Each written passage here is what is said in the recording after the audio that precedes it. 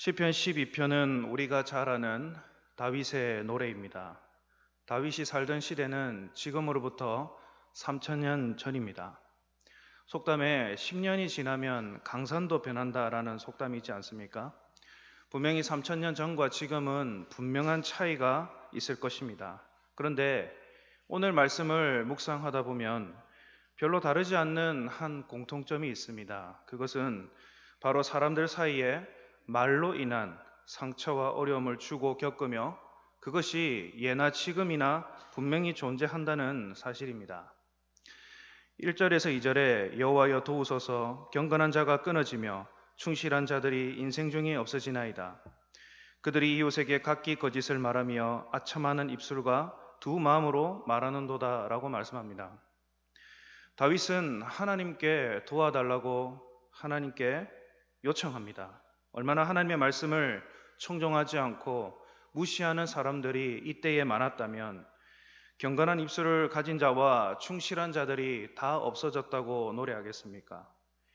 다윗은 또한 서로 간에 진실을 말하지 않고 거짓을 말하며 아첨하고 그리고 사람을 깎아내리는 그러한 말들을 하는 사람들이 많다고 노래하고 있습니다.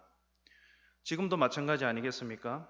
과학이 발전하고 세상 사람들과 SNS, 즉 소셜 네트워크를 통해서 여러 가지 소통의 방법들이 발전하고 눈부시게 발전했음에도 불구하고 여전히 말로 인한 고통은 있습니다. 그래서 우리의 고통이나 다윗의 고통은 동일합니다. 하나님을 무시하고 악한 말을 하는 사람들과 함께 어떻게 하나님을 잘 믿을 수 있는가 하는 것입니다. 다윗은 이렇게 하나님께 깊이 기도합니다. 그리고 하나님의 음성을 듣습니다. 5절에 보시면 여호와의 말씀에 가련한 자들의 놀림과 그리고 궁핍한 자들의 탄식으로 말미암아 내가 이제 일어나 그가 원하는 안전한 지대에 두리라 하시도다라고 말씀합니다. 이 같은 하나님의 말씀을 듣고 다윗은 두려움을 깨치고 갈등에서 벗어납니다. 그리고 다윗은 이 말씀을 가지고 확신을 갖게 됩니다. 하나님이 다윗 5절과 같이 말씀하셨다면 우리 하나님이 분명히 이루어 주실 것이기 때문입니다. 그런데 주위 사람들이 하나님을 믿지 않고 하나님을 믿는 사람들을 욕하고 함부로 하면서 다윗을 지금 괴롭히고 있는 상황입니다. 하지만 다윗은 이제 하나님의 말씀과 사람의 말 자체가 차원이 다르다는 것을 알게 되었습니다. 때때로 하나님의 약속의 말씀과 여전히 변하지 않는 사실 때문에 그러한 현실 때문에 괴리감을 느낄 수 있습니다. 그러나 다윗은 하나님이 말씀하셨기 때문에 하나님께서 반드시 하나님을 믿고 의롭게 사는 자를 지키고 보호해 주신다고 믿었습니다. 하나님의 말씀만이 진실하고 확실한 약속임을 믿었습니다. 이러한 상황 속에서도 변하지 않는 다윗의 믿음을 하나님은 좋아하셨습니다.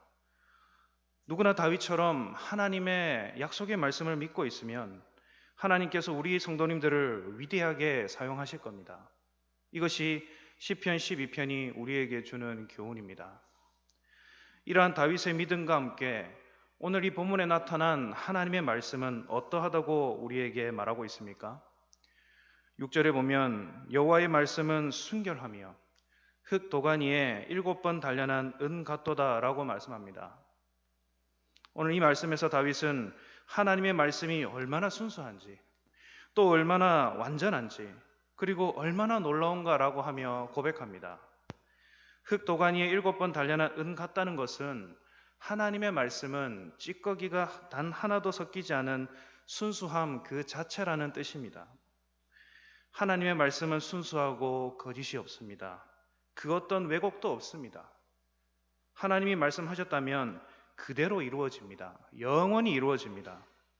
그래서 다윗도 하나님의 말씀을 받았으면 그것으로 충분했던 것입니다. 성도님들, 우리도 하나님의 말씀을 믿고 들으시면서 항상 정결한 삶과 말을 하는 우리가 되었으면 좋겠습니다. 그런데 가끔 하나님의 말씀은 7번 정제되고 단련된 은인데 비해서 우리의 가진 생각과 마음 그리고 우리가 하는 말은 전혀 그렇지 않다라는 것을 발견하게 됩니다. 사실 저부터 그렇습니다. 존귀하고 거룩한 하나님의 말씀을 전하고 있는데 과연 나의 마음은 깨끗한가? 아니면 깨끗하지 않음에도 깨끗한 척하면서 말씀을 전하고 있는 것은 아닌가? 아니면 아예 그런 것조차 생각하지 않고 말씀을 보고 듣고 전하는 것은 아닌가 하고 생각해 보게 됩니다. 우리 성도님들도 한번 생각해 보셨으면 좋겠습니다. 내가 문제가 있으면 하나님의 말씀이 그대로 전해지지 않을 겁니다. 그러니 항상 말씀을 전하는 자나 듣는 자나 정결과 거룩에 힘써야 하는 이유인 것입니다. 그런데 하나님을 믿지 않고 말씀을 거부하는 사람들은 오늘 본문에서 어떻다라고 이야기하고 있습니까? 4절에 보면 그들이 말하기를 우리의 혀가 이기리라. 우리 입술은 우리 것이니 우리를 주관할 자 누구리요 함이로다 라고 말씀합니다. 우리의 혀가 이긴다는 뜻은 항상 내 말이 옳다, 나의 주장이 옳다라고 말하는 것입니다. 즉 하나님의 말씀보다 내 주장이 더 가치가 있고 하나님은 아무것도 아니다라고 생각하는 것이죠.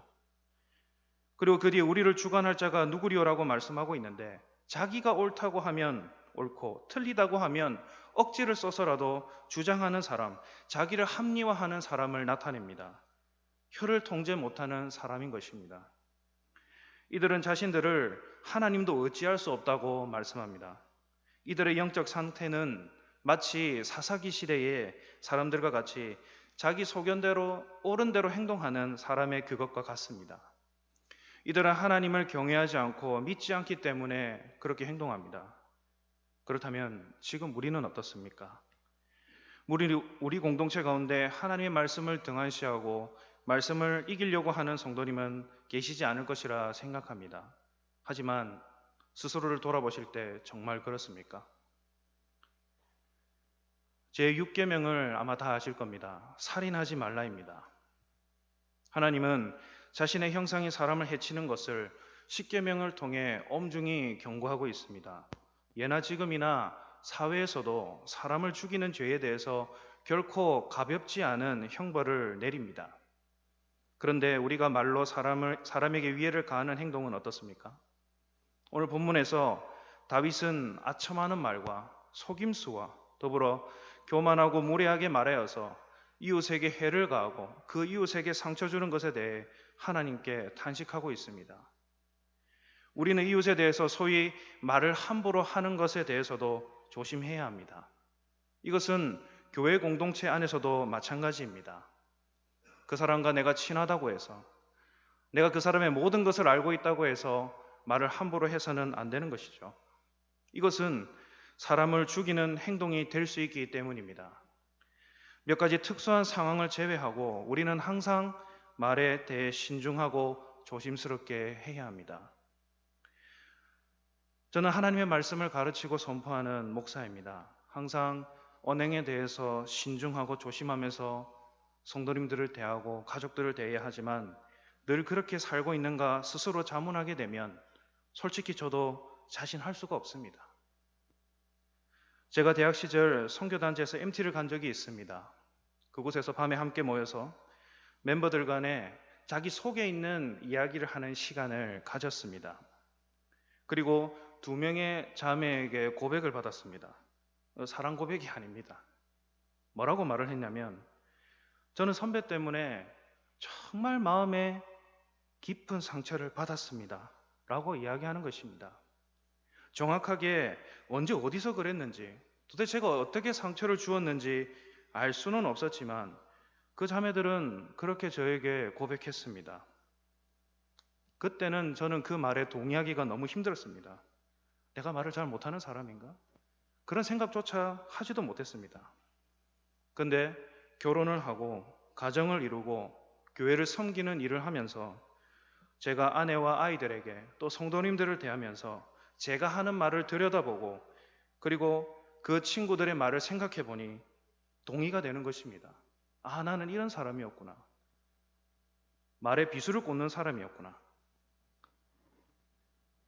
그때도 하나님의 말씀을 듣고 그리고 복음을 전파하는 데 힘을 썼고 지금도 그렇지만 제 의도와는 다르게 결과가 흘러가고 있다는 것을 보았습니다. 진리가 무엇이고 복음이 어떤 것인지를 가르쳐주고 싶었을 뿐인데 그 사람에 대해서 말하고 있을 뿐인데 그 과정에서 저의 영적 교만과 사람들의 마음을 상하게 하고 거부감을 들게 하고 있는 모습이 있었다는 겁니다. 야고보서 3장 2절에 우리가 다 실수가 많으니 만일 말에 실수가 없는 자라면 곧 온전한 사람이라 능히 온몸도 굴레 씌우리라 말씀합니다. 저는 이 말씀에 비추어 볼 때 온전한 사람이라고 할 수 없었습니다.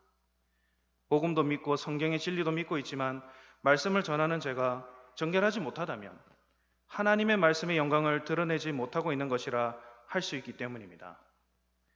그러니 우리는 한 입으로 믿음을 말하고 복음과 진리를 말하고 있지만 또 한 입으로 탄식하고 원망하고 그리고 말에 실수할 때가, 사람에게 상처 줄 때가 얼마나 많습니까? 하나님의 말씀은 7번 단련한 은과 같이 순수하지만 우리가 하고 있는 말은 전혀 그렇지 않습니다. 그러니 세상 사람들이 우리에게 진리가 무엇인지 물어보면 기쁘고 담대히 하나님의 말씀으로 고백하고 선포해야 됩니다. 하나님의 말씀으로 그들을 대해야 됩니다. 그러나 이런 복음 증거가 그들과 논쟁으로 치닫게 되면 우리는 거기서 조용히 마무리하고 자리를 떠야 됩니다. 제가 청년 때에 초등학교에서 전도를 하고 있었습니다. 그곳에 같이 간 선생님들과 함께 전도하고 있는데 한 남자 집사님이 계셨습니다. 그곳에서 아이들에게 복음을 증거하고 있는데 학교 앞에 경비 아저씨가 나와서 저희들에게 가라고 하는 것입니다. 여기서 하면 안 됩니다. 저리 가십시오라고 이야기합니다. 그래서 그냥 예 알겠습니다 하고 지혜롭게 물러났으면 되는데 정말 좋았을 텐데 그 남자 집사님과 경비 아저씨가 언쟁이 벌어집니다. 근데 하나님 말씀으로 논쟁하는 것이 아니라 그분이 이야기하다가 내가 어떤 사람인데 당신이 그래? 나 회사 사장이야. 이렇게 이야기하면서 싸움을 벌인 것입니다. 물론 그 집사님의 열정과 그리고 복음을 전하고자 하는 그것은 너무나 잘 알겠지만 그러한 상황을 바라보면서 하나님이 과연 그 상황을 기뻐하셨을까라는 퀘스천 마크가 제 머리에 떠올랐습니다. 하나님 나라는 논쟁과 말싸움을 통해 알 수 있는 진리가 아닙니다. 그것은 오직 성령님께서 깨닫게 하시는 겁니다. 우리가 아무리 지혜가 있다 해도 우리의 지식이 충만하다 해도 그것만으로도 하나님 나라를 설명할 수 없는 것입니다. 십자가를 지시려는 예수님을 한번 살펴보십시오. 예수님이 본디오 빌라도와 논쟁을 벌였습니까? 예수님은 본디오 빌라도와 논쟁하지 않으셨습니다. 침묵하셨습니다. 그리고 묵묵히 십자가를 지셨습니다. 그렇다면 우리는 아무 말도 하지 않는 것이 최선의 방법이겠습니까? 지금 이 세상에 악인이 횡행하고 악한 말을 쏟아내고 있는 이러한 상황 가운데서 그냥 우리는 쥐 죽은 듯이 가만히 있는 것이 최선의 방법이겠냐는 말입니다. 그렇지는 않습니다. 말로 해결하려고 하지 말라는 것뿐입니다.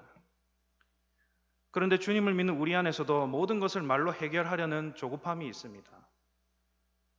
우리 성도님들 주일에 나오셨을 때 여러 성도님들과 교제하면서 본인이 하는 말에 대해서 한번 찬찬히 생각해 보시기 바랍니다. 그 사람을 위하는 말을 하고 있는지, 그 성도님 그 지체를 정말 칭찬하는 말을 하고 있는지, 아니면 그 반대의 말을 하고 있는지 말입니다. 우리는 우리의 말이 얼마나 불완전한지 잘 알아야 합니다. 말로만 하는 것은, 말로만 그 상대를 이기려고 하는 것은, 해결해 보려고 하는 것은 가장 비효율적인 방법입니다. 그렇다면 우리는 어떻게 복음을 드러내고 우리의 믿음을 증거할 수 있겠습니까? 6절 말씀을 다시 보시면 여호와의 말씀은 순결하며 흙 도가니에 7번 단련한 은 같도다라고 말씀하고 있습니다. 성도님들, 우리는 오직 하나님의 말씀을 붙들어야 합니다. 하나님의 말씀에 귀를 기울여야 합니다. 비열하고 악인이 날뛰는 세상일수록 하나님의 그 찌꺼기가 없는 그 말씀에 귀를 기울여야 합니다. 그래야 우리가 승리할 수 있습니다. 그런데 우리도 악인과 같이 행하고 악인과 동일하게 말을 하고 있다면, 행동한다면 우리는 하나님의 말씀대로 삶을 산다 할 수 없을 것입니다. 우리의 행동과 마음을 항상 하나님 말씀 곁에 두시기 바랍니다. 로마서 12장 2절에 너희는 이 세대를 본받지 말고 오직 마음을 새롭게 함으로 변화를 받아 하나님의 선하시고 기뻐하시고 온전하신 뜻이 무엇인지 분별하도록 하라 말씀합니다. 무슨 말입니까? 이 세대를 본받지 마라. 오직 하나님의 말씀이 우리에게 어떻게 말하고 있는지 그것을 따라가라고 이야기합니다. 그 말씀을 통해서 먼저 우리의 마음이 정결해져야 됩니다. 하나님의 말씀으로 가득 차야 됩니다. 그렇게 하면서 살아도 넘어질까 말까한 세상 아닙니까? 마음이 바뀌면 우리의 삶이 달라집니다. 하나님의 말씀이 우리 성도님들의 삶을 인도하도록 기도하는 이 시간이 되셨으면 좋겠습니다. 그리고 예수님이 우리의 삶의 주인이 되신다는 것을 늘 선포하시면서 살아가십시오. 그렇게 사신다면 분명 우리 성도님들의 삶의 변화가 일어날 것입니다. 그렇게 삶의 변화가 일어난 우리 성도님들에게 늘 승리가 주어질 것입니다. 우리는 이 세상을 대적하는 것이 아니라 이 세상을 변화시키는 사명을 가진 그리스도인입니다. 삶으로 그 사람들을 이해시키고 전도하시기 바랍니다. 하나님의 말씀으로 그들을 변화시킬 수 있습니다. 말씀을 마무리합니다. 세상 사람들은 여전히 하나님을 부인하고 무시하고 말을 함부로 합니다. 그러나 거기에 흔들리지 마시기 바랍니다. 또한 우리 공동체 안에서 서로에게 상처 주는 말, 정말 서로를 깎아내리는 말은 안 하는 것이 좋습니다. 왜냐하면 그렇게 하는 사람들은 그들의 말로 인해서 심판을 받을 것이기 때문입니다. 오늘 이 하나님의 마음에 합한 사람 다윗처럼 오직 하나님의 말씀에 귀를 기울이십시오. 하나님께 나아가면 반드시 하나님이 말씀하십니다. 그리고 하나님의 말씀이 깨달아지면 그것은 하나님이 응답하신 겁니다. 하나님은 말씀을 주실 때 그 말씀을 이루어 가시는 분이시기 때문입니다. 우리의 말보다 순수한 은과 같은 하나님의 말씀에 귀를 기울이십시오. 그리고 우리의 삶으로 하나님의 말씀을 드러내는 그러한 삶을 사시는 우리 성도님들 다 되시기를 진심으로 바랍니다. 우리 다 같이